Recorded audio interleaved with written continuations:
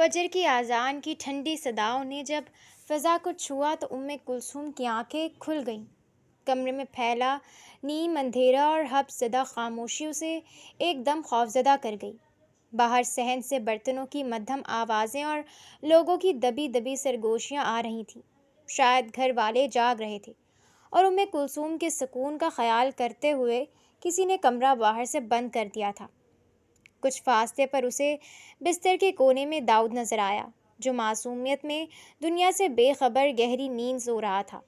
کلثوم کو محسوس ہوا جیسے دیواریں اسے نگلنے کے لیے قریب آ رہی ہیں۔ وہ گھسیٹتی ہوئی داؤد کے قریب گئی اور لرزتے ہاتھوں سے اسے اپنی گود میں بھر لیا۔ اس نے داؤد کے ننھے منھے ہاتھوں کو چھوا اور پھر اس کے چہرے کے ایک ایک نقش کو اپنی پوروں سے محسوس کرنے لگی۔ وہ ماتھا، وہ ناک، وہ بند آنکھیں، سب دانیال جیسی تھیں۔ میں تمہاری محرومی کیسے پوری کروں گی داؤد؟ اس نے بھچی ہوئی آواز میں سرگوشی کی۔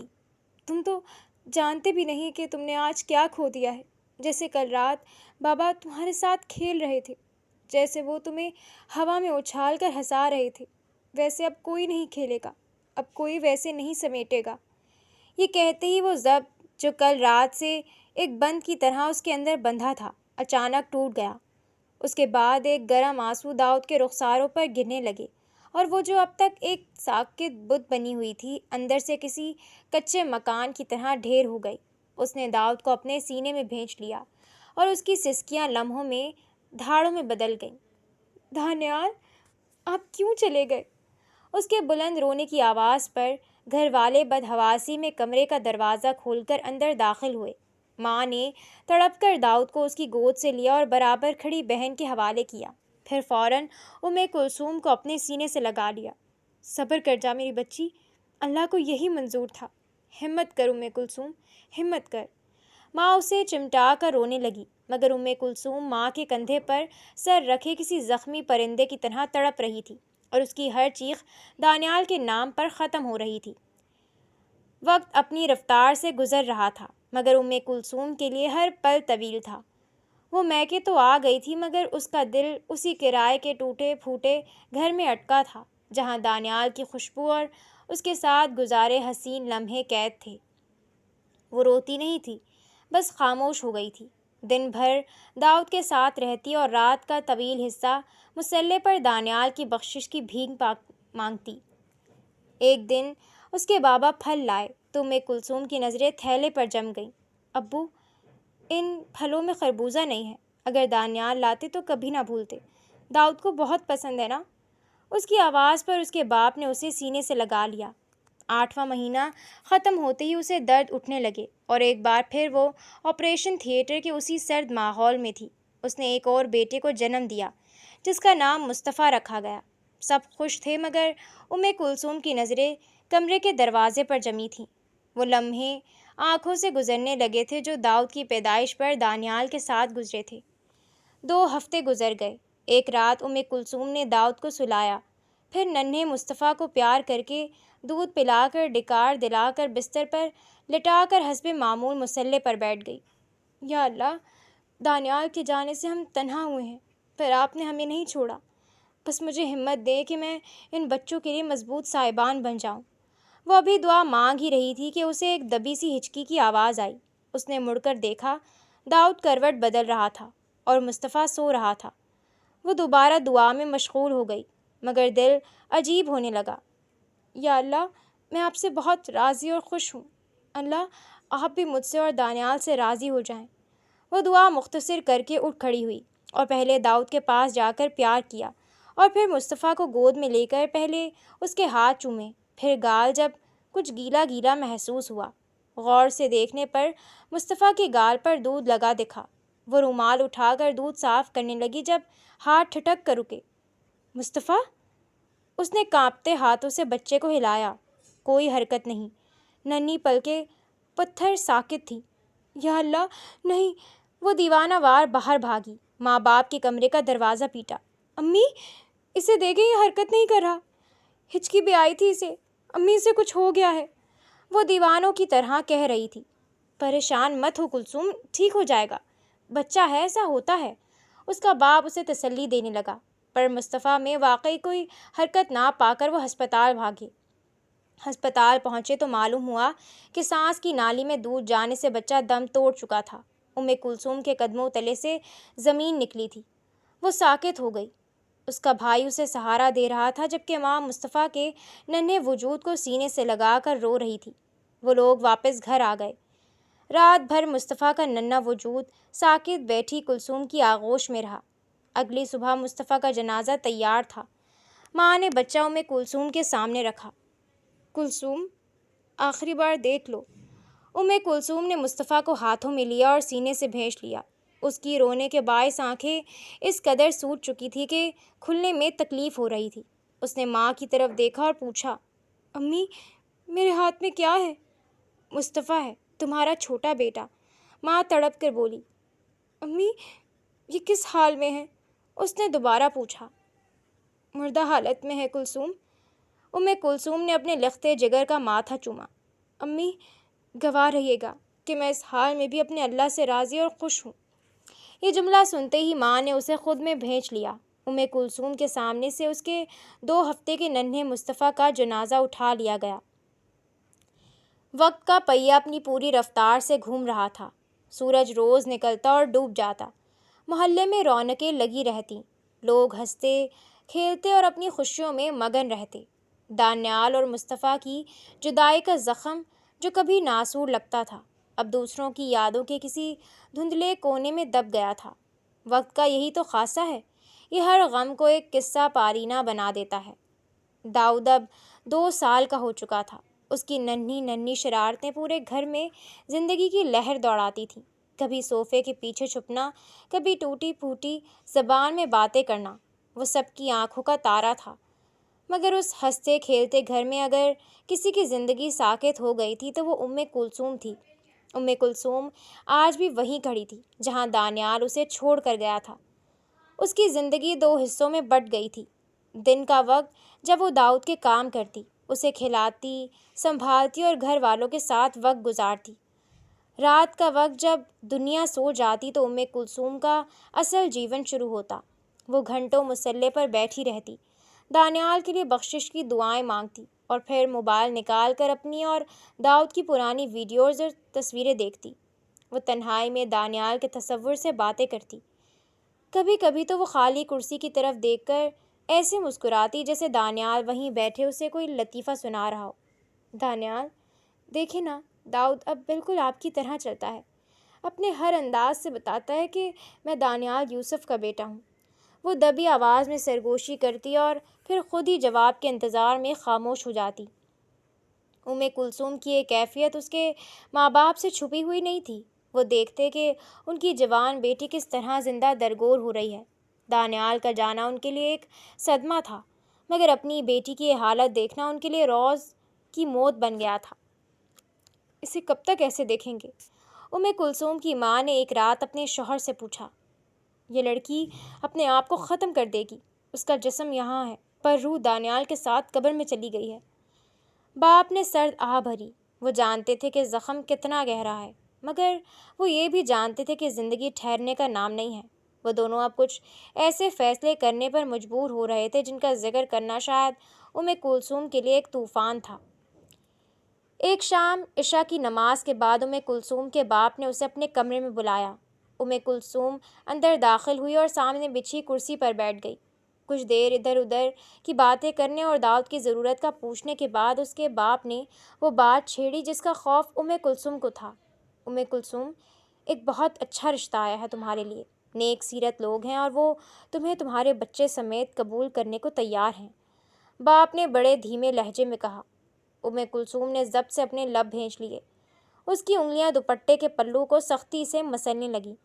ابو، مجھے شادی نہیں کرنی، میں اس بارے میں پہلے ہی بتا چکی ہوں۔ تمہارے اور داؤد کے لیے شادی ضروری ہے، تم دونوں کو سہارے کی ضرورت ہے، باپ نے اسے سمجھانے والے انداز میں کہا۔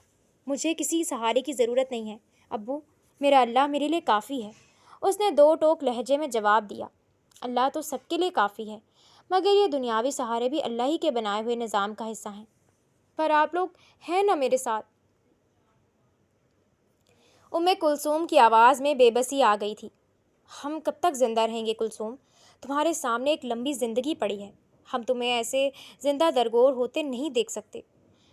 آپ کیسے کہہ سکتے ہیں کہ زندگی لمبی ہوگی؟ کلثوم نے باپ کی آنکھوں میں جھانکا۔ جتنی بھی ہوگی میں گزار لوں گی، مگر میں دانیال کی جگہ کسی کو نہیں دے سکتی۔ اس کی ماں جو اب تک خاموش بیٹھی تھی درمیان میں بولی، داؤد کا تو سوچو، اسے باپ کی ضرورت ہے۔ کلثوم نے سختی سے ماں کی بات کاٹی۔ کوئی بھی داؤد کا باپ نہیں بن سکتا امی، باپ صرف ایک ہوتا ہے اور وہ دانیال تھا۔ نہ مجھے داؤد کے لیے کوئی سوتیلا باپ چاہیے اور نہ ہی اپنے لیے کوئی شوہر۔ میں مزید اس موضوع پر بات نہیں کروں گی۔ وہ غصے اور دکھ کے ملے جلے جذبات کے ساتھ تیزی سے اٹھ کر کمرے سے باہر نکل گئی۔ باپ نے سر جھکا لیا اور بیوی کی طرف دیکھ کر تعصب سے بولے، کلثوم کو سمجھاؤ، اسے قائل کرو۔ وہ ابھی جذباتی ہو رہی ہے، مگر وہ اس طرح اکیلے اپنی زندگی نہیں گزار سکتی۔ یہ دنیا بہت ظالم ہے، اسے کسی نہ کسی دیوار کی اوٹ تو چاہیے ہی ہوگی۔ کلثوم اپنے کمرے میں آئی اور دروازہ بند کرتے ہی پیٹھ دیوار سے لگا کر فرش پر ڈھیر ہو گئی۔ سسکیاں ضبط کی حدیں توڑنے لگیں۔ کیا میں بوجھ بن گئی ہوں؟ اس نے اندھیرے میں اپنی چھاتی پر ہاتھ رکھ کر خود سے سوال کیا۔ کیا میرا داؤد اب بوجھ سمجھے جانے لگا ہے؟ اسے لگا جیسے شادی کی بات کر کے اس کے ماں باپ نے اسے جتایا ہو کہ اب اس کی اور اس کے یتیم بچے کی ذمہ داری اٹھانا ان کے لیے مشکل ہو رہا ہے۔ اس نے جائے نماز بچھائی اور سجدے میں گر گئی۔ یا اللہ، مجھے کسی کا محتاج نہ کرنا، مجھے اتنی ہمت دے کہ میں اپنے بچے کا بوجھ خود اٹھا سکوں، میرے لیے رزق کے حلال اور آسان راستے کھول دے۔ اگلی صبح جب وہ ناشتے کی میز پر آئی تو اس کا چہرہ اسپاٹ اور لہجہ دو ٹوک تھا۔ ابو، میں نے فیصلہ کیا ہے کہ میں اگلے ہفتے سے اپنی ادھوری تعلیم دوبارہ شروع کروں گی اور ساتھ ہی پارٹ ٹائم ٹیوشن بھی پڑھایا کروں گی، اس نے بغیر کسی تمہید کے کہا۔ ماں اور باپ نے ایک دوسرے کی طرف افسوس بھری نظروں سے دیکھا۔ وہ سمجھ گئے تھے کہ کل رات کی بات کا کلثوم نے یہ مفہوم نکالا ہے۔ کلثوم، تم غلط سمجھ رہی ہو۔ تم اور داؤد مجھ پر بوجھ نہیں ہو، یہ تمہاری اور داؤد کا گھر ہے۔ یہاں میں نے شادی کی بات صرف تمہارے مستقبل کے لیے کی تھی۔ میں جانتی ہوں ابو، پر اب میں نے فیصلہ کر لیا ہے۔ کلثوم نے نظریں جھکا کر کہا، میں اپنی اور داؤد کی ضروریات خود پوری کرنا چاہتی ہوں۔ میں نہیں چاہتی کہ کل کو کوئی بھی یہ کہے کہ میں کسی کے سہارے جی رہی ہوں۔ باپ نے اسے بہت سمجھانا چاہا، مگر کلثوم اپنی بات پر ڈٹ گئی۔ اس نے اگلے ہفتے سے ہی یونیورسٹی کے کاغذات درست کروائے اور شام میں محلے کے بچوں کو ٹیوشن پڑھانا شروع کر دیا۔ اب وہ صبح یونیورسٹی جاتی، دوپہر میں داؤد کے ساتھ وقت گزارتی اور شام میں تھکن سے چور ہونے تک بچوں کو پڑھاتی۔ وقت گزرتا گیا اور کلثوم نے اپنی یونیورسٹی مکمل کر لی۔ اس عرصے میں کئی اچھے رشتے آئے۔ لوگ اس کی سادگی اور تعلیم دیکھ کر متاثر ہوتے، مگر ہر بار کلثوم کا جواب ایک ہی تھا، نہیں۔ اس کی یہ مسلسل خاموش مزاحمت اب اس کے گھر والوں، بالخصوص اس کی ماں کے صبر کا پیمانہ لبریز کر رہی تھی۔ آج جب اس کی ماں ایک نئے رشتے کی تفصیلات لے کر اس کے کمرے میں داخل ہوئیں، کلثوم، یہ لوگ بہت اچھے ہیں، لڑکا برسر روزگار ہے، بہت شریف ہے، تمہیں اور کیا چاہیے؟ ماں نے صوفے پر بیٹھتے کہا۔ امی، مجھے کچھ نہیں چاہیے، بس یہ موضوع ختم کر دیں۔ کب تک ختم کر دیں؟ اس بار ماں کا لہجہ سخت ہو گیا۔ تمہاری ہٹ دھرمی کی وجہ سے پوری گلی میں باتیں ہو رہی ہیں۔ کیا تم چاہتی ہو کہ ہم مرتے دم تک تمہاری فکر میں گھلتے رہیں؟ کلثوم بھڑک اٹھی۔ تو میں نے کب کہا ہے کہ آپ میری فکر کریں؟ میں اپنا بوجھ خود اٹھا رہی ہوں نا۔ جواباً کلثوم کی ماں کا ضب بھی جواب دے گیا۔ وہ غصے سے کھڑی ہو گئی۔ صرف تمہارا بوجھ نہیں ہے کلثوم، تمہارے پیچھے 2 اور جوان بیٹیاں بیٹھی ہیں۔ اگر تم ایسی ہی بیوہ بیٹھی رہی تو ان کی شادی کیسے ہوگی؟ لوگ کیا کہیں گے کہ بڑی بیٹی تو گھر بیٹھی ہے۔ اس نے بڑی تکلیف اور افسوس سے اپنی ماں کو دیکھا۔ تو یہ بات ہے، میں اپنی بہنوں کے راستے کا پتھر بن گئی ہوں؟ ٹھیک ہے امی، پریشان نہ ہو، میں اب اس گھر میں بیٹھ کر کسی کا راستہ نہیں روکوں گی۔ میں کرائے پر کوئی روم یا ہاسٹل ڈھونڈ لوں گی، بس مجھے 1 ہفتے تک کا وقت دے دیں، میں داؤد کو لے کر چلی جاؤں گی۔ کلثوم، میرا وہ مطلب نہیں تھا، تم بات کو کہاں لے گئی ہو؟ ماں نے نفی میں سر ہلاتے ہوئے اسے سنبھالنا چاہا۔ امی بس کریں، مجھے مزید ٹارچر کرنا بند کریں۔ کلثوم کی آواز میں بے بسی اور غصہ یکجا ہو گئے۔ میں ذہنی مریض بن جاؤں گی اگر میں یہاں مزید رکی۔ آپ کے لیے شادی ضروری ہے، معاشرے کی باتیں ضروری ہیں، مگر میں جس سفر سے گزر رہی ہوں آپ اسے نہیں سمجھ سکتی۔ مجھے جینے دیں، مجھے اذیت نہ دیں، میں اب اس گھر میں نہیں رہوں گی۔ وہ تیزی سے اٹھ کر دوسرے کمرے میں چلی گئی جہاں داؤد سو رہا تھا۔ اس کی ماں وہیں کھڑی رہ گئی۔ رات کے پچھلے پہر جب گھر پر سناٹا چھانے لگا، کلثوم کا باپ اس کے کمرے میں داخل ہوا۔ کلثوم بیڈ کے ساتھ ٹیک لگائے زمین پر بیٹھی تھی۔ اس کے چہرے پر آنسوؤں کی خشک لکیریں تھیں۔ باپ خاموشی سے اس کے برابر زمین پر بیٹھ گیا اور کمال شفقت سے اپنی بیٹی کا سر اپنے سینے سے لگایا۔ باپ کے لمس نے کلثوم کے ضبط کے بند توڑ دیے اور وہ ایک بار پھر سسک پڑی۔ دروازے کی اوٹ میں اس کی ماں بھی کھڑی تھی۔ بابا، میں کسی ایسے رشتے میں نہیں بن سکتی جسے میں نہ نبھا سکوں، کلثوم نے ہچکیاں لیتے ہوئے کہا۔ دانیال کو گئے 2 سال ہو گئے ہیں، پر یقین کریں بابا، وہ آج بھی مجھے اپنے ارد گرد محسوس ہوتے ہیں۔ دانیال کی محبت میری رگوں میں لہو بن کر دوڑتی ہے۔ تم ٹھیک کہہ رہی ہو بیٹی، پر دانیال اب کبھی واپس نہیں لوٹے گا۔ باپ نے اسے حقیقت کا آئینہ دکھانا چاہا۔ وہ نہیں لوٹے گا بابا، پر میں تو اللہ کے پاس لوٹوں گی نا، اس زندگی میں جو کبھی ختم نہیں ہوگی۔ میں وہاں دانیال کو اپنے ساتھ چاہتی ہوں۔ میں اس ابدی ساتھ کے لیے اس فانی دنیا میں چند سال انتظار کر سکتی ہوں۔ باپ نے گہری سانس لی اور اس کے سر پر ہاتھ پھیرا۔ اکیلے زندگی نہیں گزرتی کلثوم، انسان کو کسی انسان کی ضرورت ہوتی ہے۔ میں اکیلی نہیں ہوں بابا، دنیا میں آنے والا ہر شخص میرا ساتھ چھوڑ سکتا ہے، اسی لیے میں نے اپنا دوست اللہ کو بنا لیا ہے۔ وہ مجھے کبھی نہیں چھوڑے گا اور مجھے یقین ہے کہ وہ مجھے اور دانیال کو اس لافانی زندگی میں دوبارہ ایک کر دے گا۔ آپ بتائیں، میں شادی کروں؟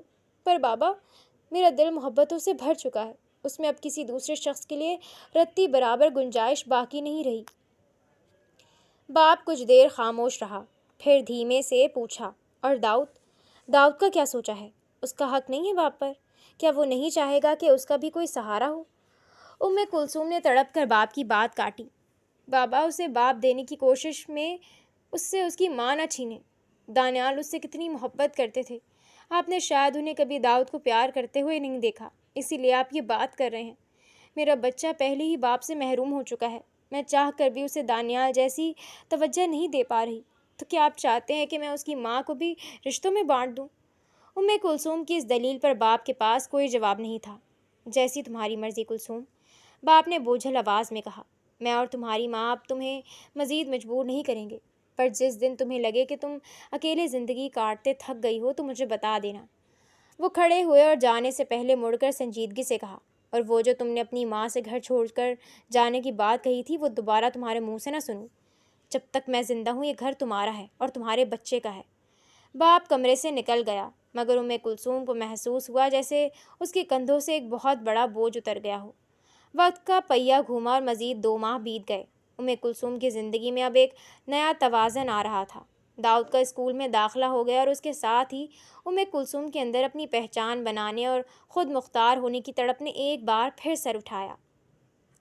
ایک شام چائے کے وقت جب گھر کا ماحول پرسکون تھا، کلثوم نے ہمت جٹا کر اپنے باپ سے بات کا آغاز کیا۔ ابو، داؤد اب اسکول جانے لگا ہے، وہ وہاں مصروف ہو جاتا ہے اور میں بھی اپنی تعلیم مکمل کر چکی ہوں۔ میں چاہتی ہوں کہ میں اب باقاعدہ کہیں نوکری کر لوں۔ باپ نے کچھ دیر خاموشی سے بیٹی کے پراعتماد چہرے کو دیکھا۔ تھوڑے سے اصرار اور کچھ ضروری سوالات کے بعد انہوں نے اسے اجازت دے دی۔ جیسے ہی کلثوم وہاں سے اٹھی، اس کی ماں جو اب تک ضبط کیے بیٹھی تھی بول پڑی، آپ نے اسے اجازت دے دی؟ لوگ کیا کہیں گے؟ کیا ہم اتنے گئے گزرے ہیں کہ ایک بیٹی اور اس کے بچے کو کھلا نہیں سکتے؟ محلے والے کہیں گے کہ جوان بیوہ بیٹی کو نوکری کے لیے باہر بھیج دیا۔ ماں کے لہجے میں وہی پرانی معاشرتی فکر اور غصہ تھا۔ باپ نے چائے کا کپ میز پر رکھا اور بڑی متانت سے جواب دیا، میں لوگوں کی باتوں کو سوچ کر اپنی بیٹی کی ٹانگیں نہیں کاٹ سکتا۔ میں چاہتا ہوں کہ میرے مرنے سے پہلے وہ اپنے پیروں پر کھڑی ہو جائے، وہ کسی کی محتاج نہ رہے۔ محتاج کیوں ہوگی؟ ہم ہیں نا، اس کے بھائی ہیں۔ ماں نے بات کاٹنی چاہی۔ بھائیوں کے اپنے گھر بار ہوں گے، اپنی ذمہ داریاں ہوں گی، وقت ایک جیسا نہیں رہتا۔ باپ نے حقیقت پسندی سے کہا، اور تم بھی جانتی ہو اور میں بھی کہ وہ اب دوبارہ شادی پر کبھی رضامند نہیں ہوگی۔ ایسے میں اس کا خود مختار ہونا اس کے لیے بوجھ نہیں بلکہ ڈھال بنے گا۔ کلثوم کی ماں نے غصے سے ایک نظر اپنے شوہر پر ڈالی، پھر بنا کچھ کہے جھٹکے سے اٹھ کر کچن کی طرف چلی گئی۔ وہ اس تبدیلی کو قبول تو نہیں کر پا رہی تھی۔ کمرے میں دھیمی سی روشنی تھی اور باہر دور کہیں پہرے دار کی سیٹی کی آواز سنائی دے رہی تھی۔ کلثوم بستر پر لیٹی چھت کو تک رہی تھی جب 3.5 سالہ داؤد اس کے برابر میں آ لیٹا اور اپنا چھوٹا سا ہاتھ اس کے گال پر رکھا۔ کلثوم نے کروٹ بدل کر اپنے بیٹے کو دیکھا اور اس کے ماتھے پر بکھرے بالوں کو سنوارتے ہوئے مسکرائی۔ ماما، اللہ تعالیٰ نے بابا کو اکیلے کیوں بلا لیا؟ ہم کب بابا سے ملیں گے؟ بیٹا، جب ہم بابا کے لیے بہت ساری دعائیں کریں گے اور اللہ تعالیٰ سے کہیں گے کہ بابا کو جنت کے سب سے خوبصورت باغ میں بھیج دے، تو اللہ وہاں بابا کو ایک بہت بڑا اور پیارا سا گھر دیں گے۔ پھر جب بابا کا گھر تیار ہو جائے گا تو وہ ہمیں بھی وہاں بلا لیں گے۔ اس نے داؤد کی آنکھوں میں جھانک کر پوچھا، آپ کو پتہ ہے نا اس باغ میں کیا کیا ہوگا؟ داؤد کی آنکھیں چمک اٹھیں۔ وہ اپنی چھوٹی سی انگلیوں پر گنوانے لگا۔ ہاں ماما، وہاں بہت ساری چاکلیٹس ہوں گی، بڑے بڑے جھولے ہوں گے اور بہت سارے رنگ برنگے پرندے بھی ہوں گے، ہے نا؟ کلثوم نے مسکرا کر اس کا ماتھا چوما۔ ہاں میرے شہزادے، وہاں اس سے بھی زیادہ نعمتیں ہوں گی۔ داؤد نے سنجیدگی سے سر ہلایا۔ ماما، میں روز اللہ تعالیٰ سے دعا کرتا ہوں کہ بابا کو بڑے والے باغ میں بھیج دیں اور ہمیں بھی جلدی سے وہاں ڈال دیں۔ میں بابا کو بہت مس کرتا ہوں۔ پھر داؤد نے تکیے کے پاس رکھا کلثوم کا موبائل اٹھا کر اسے پکڑا دیا۔ ماما، مجھے بابا کی ویڈیو دکھائے نا۔ کلثوم نے فون لیا اور گیلری میں محفوظ وہ ویڈیوز نکالیں جہاں دانیال داؤد کو گود میں لیے اسے کھیل رہا تھا۔ موبائل کی اس چھوٹی سی اسکرین پر دانیال کا کہکہا گونجا تو کمرے کی اداسی ایک پل کو تھم گئی۔ داؤد اسکرین پر ہاتھ پھیر رہا تھا جسے وہ ان تصویروں کو چھو کر اپنے بابا کا لمس پانا چاہتا ہو، اور کلثوم خاموش نظروں سے اپنے ماضی کو حال کی گود میں بیٹھے دیکھ رہی تھی۔ جد و جہد کبھی رائیگاں نہیں جاتی۔ کلثوم نے کئی جگہوں پر انٹرویو دیے مگر قسمت اسے ایف ایس انٹرپرائزز لے آئی۔ یہاں کی تنخواہ اور ماحول اس کی ضروریات کے لیے بہترین تھا۔ اس نے باقاعدہ نوکری جوائن کر لی اور جلد ہی وہاں کی 2 لڑکیوں صبا اور ردا سے اس کی اچھی دوستی ہو گئی۔ ایک دوپہر وہ اپنی میز پر بیٹھی فائل درست کر رہی تھی کہ آفس کے مرکزی ہال میں ایک دم ہلچل مچی۔ کلثوم نے نظر اٹھا کر دیکھا۔ سامنے سے کالی ڈینم اور سفید شرٹ میں ملبوس ایک نہایت ماڈرن اور حسین لڑکی چلتی ہوئی آ رہی تھی۔ یہ کون ہے؟ کلثوم نے برابر میں بیٹھی صبا سے دھیمی آواز میں پوچھا۔ یہ میم زرتاشا ہیں۔ صبا نے سرگوشی کی۔ کمپنی کے مالک فضیل جنید کی اکلوتی بیٹی۔ حسن تو ہے ہی پر ایٹیٹیوڈ اس سے بھی زیادہ ہے، اور سچ تو یہ ہے کہ اس کا ایٹیٹیوڈ اس پر جچتا بھی بہت ہے۔ کلثوم نے خاموشی سے سر ہلایا اور واپس اپنی لسٹ کی طرف متوجہ ہو گئی۔ اس کی انگلیاں کلائنٹس کے ناموں پر گھوم رہی تھی کہ اچانک ایک نام پر آ کر رک گئیں۔ دانیال۔ لفظ دانیال دیکھتے ہی ماضی کی یادیں کسی طوفان کی طرح کلثوم کے گرد گھیرا ڈال گئیں۔ اسے وہی ہنستا ہوا چہرہ، وہی مہربان آنکھیں یاد آنے لگیں جو اب صرف تصویروں اور ویڈیوز تک محدود تھیں۔ وہ کھوئی ہوئی نظروں سے اس نام کو تک رہی تھی کہ صبا نے اس کا کندھا زور سے ہلایا۔ کلثوم، کہاں کھو گئی ہو؟ تم نے مس کر دیا۔ صبا نے افسوس سے کہا۔ کیا مس کر دیا؟ کلثوم ہڑبڑا کر ہوش میں آئی۔ ابھی زرتاشا میم کے بوائے فرینڈ یہاں سے گزرے ہیں۔ سننے میں آیا ہے کہ انہی سے شادی ہونے والی ہے میم کی۔ صبا کی آنکھوں میں چمک تھی۔ تم ایک بار دیکھتی تو صحیح یار، کیا پرسنالٹی ہے ان کی، اتنے حسین کہ ایک بار دیکھو تو نگاہ ٹھہر جائے۔ ان کے سامنے تو زرتاشا میم بھی عام سی لگتی ہے۔ کلثوم کے لبوں پر بے ساختہ درد بھری مسکراہٹ رینگ گئی۔ چھوڑو صبا، مجھے اب کسی کو دیکھنے میں کوئی دلچسپی نہیں ہے اور نہ ہی کوئی مجھے اٹریکٹ کر سکتا ہے۔ اس نے اپنی فائل بند کی اور زیر لب سرگوشی کی۔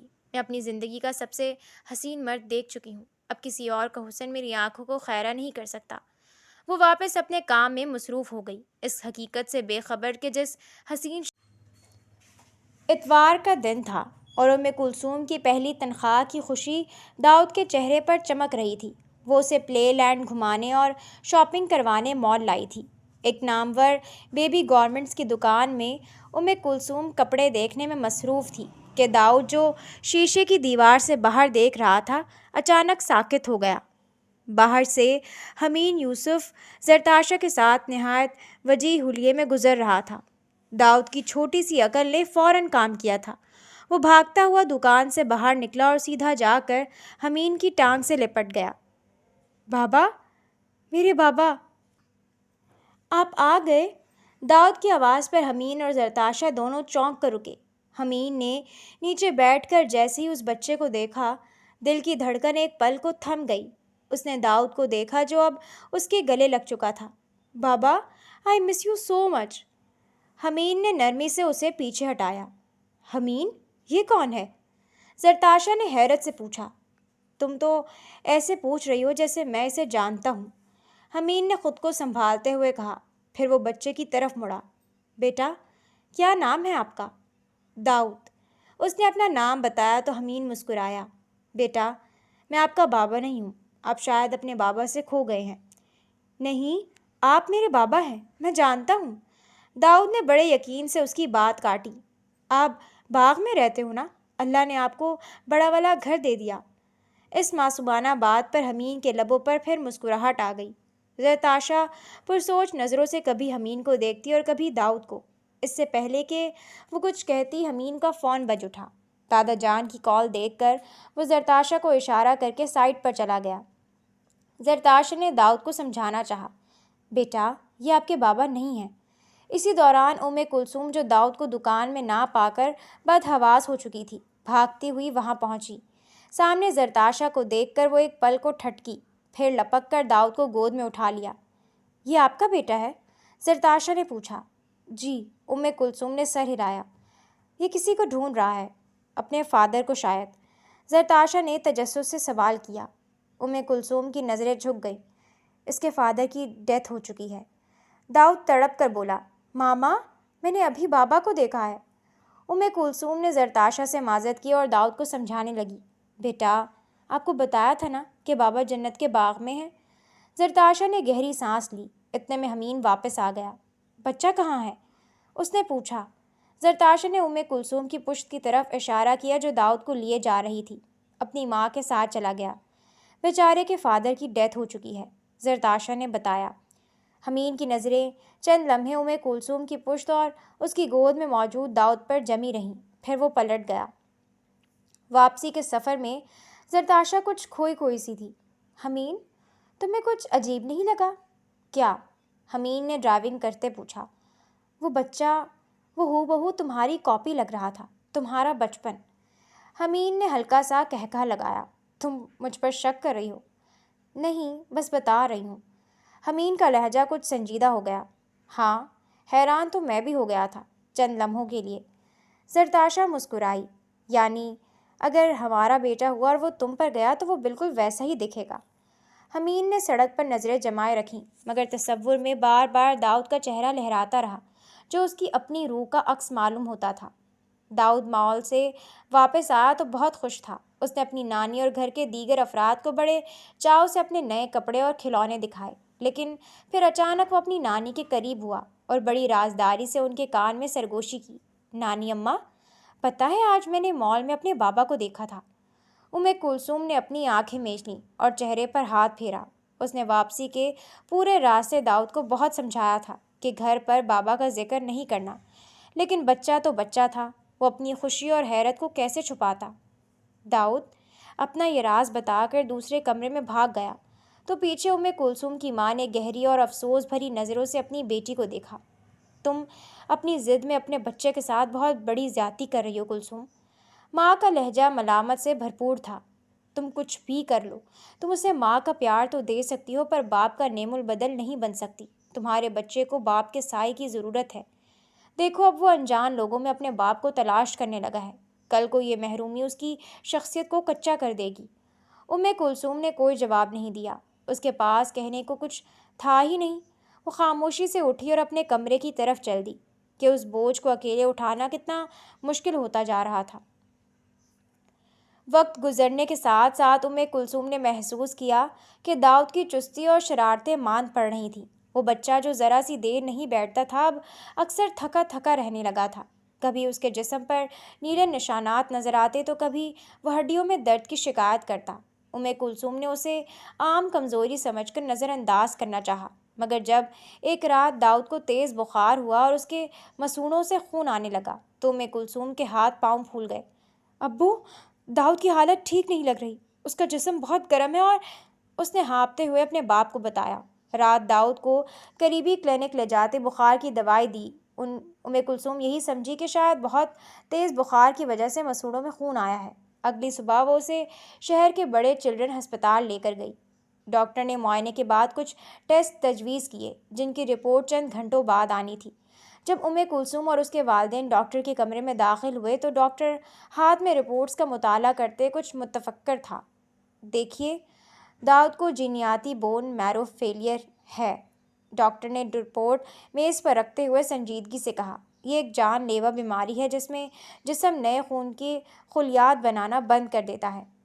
کلثوم کو لگا جیسے کسی نے اس کے سر پر آسمان گرا دیا ہو۔ اللہ!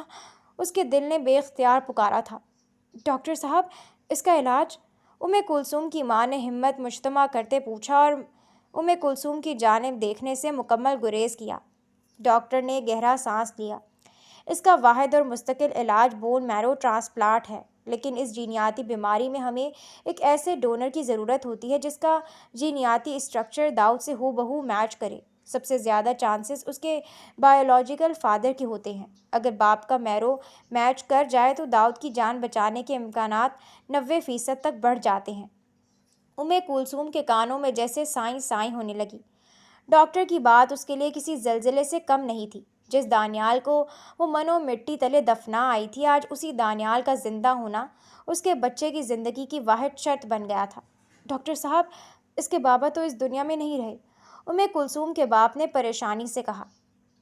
ڈاکٹر نے افسوس سے سر ہلایا۔ پھر یہ کیس بہت پیچیدہ ہو جائے گا۔ ہمیں نیشنل اور انٹرنیشنل ڈونر لسٹ میں میچ ڈھونڈنا ہوگا، جس میں مہینوں لگ سکتے ہیں، اور داؤد کے پاس اتنا وقت شاید نہ ہو۔ کلثوم کرسی سے اٹھ کھڑی ہوئی، بنا کچھ کہے ڈاکٹر کے کمرے سے باہر نکل گئی۔ ہاتھ پاؤں برف کی طرح ٹھنڈے پڑنے لگے۔ چند قدم بمشکل چلنے کے بعد وہ ہسپتال کی راہداری میں لگی کرسی پر ڈھیر ہو گئی۔ اس کی نظروں کے سامنے داؤد کا معصوم چہرہ گھوم گیا۔ کلثوم کا باپ داؤد کو لیے باہر آیا تھا۔ سفر میں موت سا سناٹا تھا، کوئی ایک لفظ نہیں کہہ رہا تھا۔ داؤد اپنے نانا کی گود میں لیٹا تھا۔ کلثوم گھر آتے ہی اپنے کمرے میں بھاگی تھی۔ جب برداشت ختم ہوئی تو کمرے کی چادر تکیے میں سب نوچ کر زمین پر پھینکے۔ کلثوم، سنبھالو خود کو۔ اس کی ماں پیچھے اس کے کمرے میں آئی تھی۔ کتنا سنبھالوں امی، مجھ سے نہیں برداشت ہو رہا۔ امی، ڈاکٹر کہہ رہے ہیں داؤد کو بچانے کے لیے اس کے باپ کا ہونا ضروری ہے۔ میں کہاں سے لاؤں اس کا باپ؟ وہ دھاڑے مار مار کر رو رہی تھی۔ داؤد کی موت صرف اس کی موت نہیں ہوگی امی، یہ میری موت ہوگی۔ میں نے دانیال کو کھویا، مصطفیٰ کو اپنی آنکھوں کے سامنے جاتے دیکھا، پر اب داؤد نہیں۔ میں اسے نہیں کھو سکتی۔ میں مر جاؤں گی امی، میں برداشت نہیں کر سکوں گی۔ اس کی ماں کی آنکھوں سے بھی آنسو روا تھے، پر ان کے پاس تسلی کا ایک لفظ نہ تھا۔ گھر کا کونا کونا اداسی میں ڈوبا ہوا تھا۔ داؤد کے علاج کے اخراجات اب ایک نئے طوفان کی طرح سر اٹھا رہے تھے۔ کلثوم چاہ کر بھی نوکری نہیں چھوڑ سکتی تھی، کیونکہ اب پیسے اس کے بچے کی سانسوں کی قیمت بن چکے تھے۔ ایک آخری امید لیے وہ اپنی ساس کے گھر گئی۔ اسے لگا شاید دانیال کے خاندان میں کوئی ایسا مل جائے جس کا بون میرو داؤد سے میچ کر جائے، مگر وہاں پہنچ کر اسے ایک اور صدمے نے گھیر لیا۔ دانیال کا کوئی بھائی نہیں تھا، وہ اکیلا بیٹا تھا۔ اس کا باپ داؤد کا دادا خود بستر مرگ پر تھا، عمر رسیدہ اور بے شمار بیماریوں میں گھرا ہوا۔ وہ کسی کو بون میرو کیا دیتے، وہ خود دوسروں کے سہارے جی رہے تھے۔ کلثوم وہاں سے خالی ہاتھ خالی دل کے ساتھ واپس لوٹی۔ رات جب کائنات سو گئی، کلثوم نے اپنا مسلح بچھایا اور سجدے میں گر گئی۔ یا اللہ، اگر یہ میرے گناہوں کی سزا ہے تو اللہ، میں اپنے کردہ اور ناکردہ گناہوں کی معافی مانگتی ہوں، مجھے معاف کر دے، اور اگر یہ تیری آزمائش ہے تو مجھے لگتا ہے اس بار میں ہار جاؤں گی۔ اس نے سجدے میں سر رکھے ہوئے گڑ گڑاتے ہوئے کہا، مجھ میں اب مزید ہمت نہیں رہی، میں تیری ہر رضا میں راضی رہی اور اب بھی ہوں۔ اللہ، نہ دانیال اور مصطفیٰ سے تجھ سے زیادہ محبت تھی، نہ داؤد سے تجھ سے زیادہ محبت کہ میں تجھ سے شکوہ کروں، پر میرے اللہ مجھ پر رحم کر دے، میرے لیے رحمت کے دروازے کھول دے، مجھے مزید مت آزما میرے مالک، میرے داؤد کو ٹھیک کر دے۔ وہ دیر تک سجدے میں پڑی رہی۔ اسے محسوس ہو رہا تھا جیسے اس کی دعا عرش تک جا رہی ہے۔ ہسپتال کے ٹھنڈے کوریڈورز اب کلثوم کا دوسرا گھر بن چکے تھے۔ داؤد کا وقتی علاج شروع ہو چکا تھا، جس میں اسے وقتاً فوقتاً خون اور پلیٹلیٹس چڑھائے جاتے تاکہ اس کی حالت مستحکم رہ سکے، مگر یہ علاج کسی سفید ہاتھی سے کم نہ تھا۔ ہر گزرتے دن کے ساتھ اخراجات کا پہاڑ بلند ہوتا جا رہا تھا۔ کلثوم نے اپنا تمام زیور بیچ دیا تھا جو دانیال نے اور اس کے میکے سے اسے شادی پر ملا تھا۔ اس کے باپ نے بھی اپنی عمر بھر کی جمع پونجی اور پینشن کے پیسے داؤد کی سانسوں کی نظر کر دیے تھے۔ اب گھر کے حالات اس نہج پر آ گئے تھے کہ اگلے مہینے کے علاج کے لیے 1 روپیہ بھی پاس نہیں بچا تھا۔ آفس میں کام کے دوران کلثوم کی پریشانی اس کی دوست صبا سے چھپی نہ رہ سکی۔ ایک روز لنچ بریک میں صبا نے اسے مشورہ دیا، کلثوم، تم ایک بار ہمت کر کے باس فضیل جنید سے اپنے بیٹے کے علاج کی بات کیوں نہیں کرتی؟ سنا ہے وہ بہت نیک دل انسان ہے۔ ان کی بیٹی زرتاشا کی شادی ہے اور وہ ان دنوں خوب صدقہ خیرات اور فلاحی کام کر رہے ہیں۔ مجھے یقین ہے وہ داؤد کے علاج کی رقم کے لیے انکار نہیں کریں گے۔ کلثوم کے لیے یہ امید کی ایک نئی کرن تھی، مگر مشکل یہ تھی کہ فضیل صاحب شادی کی مصروفیات کی وجہ سے کئی دنوں سے آفس نہیں آ رہے تھے۔ اسے ان سے ملنے کا کوئی موقع ہی نہیں مل رہا تھا۔ اسی ہفتے آفس کے ہر ملازم کو ایک خوبصورت سنہری نقش و نگار والا کارڈ ملا۔ یہ زرتاشا، فضیل اور حمین یوسف کی شادی کا دعوت نامہ تھا۔ میں شادی میں جاؤں گی، وہاں رش زیادہ ہوگا، پر مجھے فضیل صاحب سے ملنے اور بات کرنے کا موقع مل جائے گا۔ اس نے صبا سے مشورہ کیا۔ شام کو گھر جا کر اس نے اپنے والدین سے اس کا ذکر کیا۔ ابو، آفس کے سب لوگوں کو دعوت نامہ ملا ہے۔ میں سوچ رہی ہوں کہ وہیں فضیل صاحب سے مل لوں، وہ اپنی بیٹی کی خوشی میں شاید مدد کر دیں۔ اس کے باپ نے نم آنکھوں سے بیٹی کو دیکھا۔ اگر تمہیں لگتا ہے کہ وہاں جانے سے کوئی راستہ نکل سکتا ہے تو ضرور جاؤ، اللہ کبھی ہمت ہارنے والوں کو اکیلا نہیں چھوڑتا۔ کلثوم نے خاموشی سے سر جھکا لیا۔ وہ نہیں جانتی تھی کہ جس شادی میں وہ مدد مانگنے جا رہی ہے وہاں اس کا واسطہ صرف فضیل صاحب۔ کلثوم نے اپنے سادہ سے لباس کو درست کیا اور ایک بار پھر صبا کا ہاتھ تھام کر ہچکچاہٹ سے پوچھا، صبا، تمہیں واقعی لگتا ہے کہ یہاں بات کرنا ٹھیک رہے گا؟ دیکھو کتنے بڑے لوگ ہیں، سب خوشیاں منا رہے ہیں۔ ایسے میں اپنی تکلیف کا رونا رو کر کہیں میں ان کی خوشی کرکری نہ کر دوں۔ کہیں ایسا نہ ہو کہ وہ مدد کرنے کے بجائے مجھ پر بھڑک اٹھیں اور مجھے نوکری سے ہی نکال دیں۔ صبا نے اس کے ہاتھ پر اپنا ہاتھ رکھا۔ کلثوم، ہمت مت ہارو، داؤد کا سوچو، اور کوئی آپشن ہے تمہارے پاس؟ اپنی بیٹی کی شادی کے فوراً بعد فضیل صاحب ملک سے باہر جا رہے ہیں، پھر کیا کرو گی؟ فضیل صاحب بہت رحم دل ہیں اور آج تو وہ اپنی بیٹی کے ہاتھ پیلے کر رہے ہیں۔ آج ان کا دل بہت بڑا ہوگا۔ تم بس موقع دے کر ان کے پاس جانا، اللہ سب بہتر کرے گا۔ کلثوم نے لمبا سانس لیا اور دل ہی دل میں اپنے رب کو پکارا، یا اللہ، لاج رکھ لینا۔ دونوں لڑکیاں جیسے ہی وینیو کے اندر داخل ہوئیں، وہاں کی شان و شوکت دیکھ کر صبا کی آنکھیں خیرہ ہو گئیں۔ چاروں طرف پیلے اور نارنجی گیندے کے پھولوں کی بہار تھی۔ فانوسوں کی روشنی حال کو بقا نور بنائے ہوئے تھی اور شہر کے امراء اپنی اپنی محفلوں میں مگن تھے۔ لوگوں کے ہجوم اور اونچی موسیقی کے درمیان کلثوم کی نظریں صرف ایک چہرے کو ڈھونڈ رہی تھیں، فضیل جنید۔ وہ نہایت احتیاط سے ہجوم کو چیرتی ہوئی آگے بڑھنے لگی۔ مہندی کی اس پرشور اور رنگین محفل میں کلثوم ایک کونے میں بیٹھی موبائل فون میں داؤد کی رپورٹ دیکھ رہی تھی۔ اسی دوران ہال کے مرکزی دروازے پر ڈھول کی تھاپ بلند ہوئی اور پھولوں کی بارش میں زرتاشا اور حمین یوسف کی انٹری ہوئی۔ کلثوم نے شور سن کر ایک پل کو نگاہ اٹھائی، مگر اس وقت حمین اور زرتاشا کی پیٹھ اس کی جانب تھی۔ وہ لوگ اسٹیج کی طرف بڑھ رہے تھے۔ کلثوم نے بے نیازی سے سر جھٹکا اور واپس فون کی اسکرین میں گم ہو گئی۔ کلثوم، یار ادھر تو دیکھو۔ صبا نے اس کا بازو ہلا کر اسے دوبارہ متوجہ کیا۔ میں کہہ رہی تھی نا کہ وہ بہت ہینڈسم ہے، دیکھو تو ذرا، کیا کمال کی جوڑی لگ رہی ہے۔ حمین یوسف تو واقعی کسی شہزادے سے کم نہیں لگ رہے۔ صبا کے اصرار پر کلثوم نے بوجھل پن سے سر اٹھایا اور اپنی نظریں اسٹیج پر کھڑی اس شخصیت پر ٹکائیں جو سنہری کڑھائی والی شیروانی میں ملبوس نہایت غرور اور تمکنت سے بیٹھا تھا۔ نظر پڑتے ہی جیسے کلثوم کے پیروں تلے سے زمین نکل گئی۔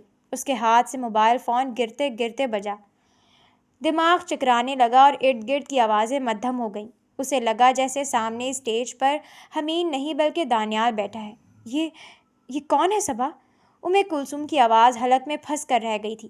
بتایا تو ہے، یہ زرتاشا میم کے ہونے والے شوہر حمین یوسف ہیں، صبا نے چہک کر جواب دیا، مگر کلثوم کے چہرے کی زردی دیکھ کر وہ گھبرا گئی۔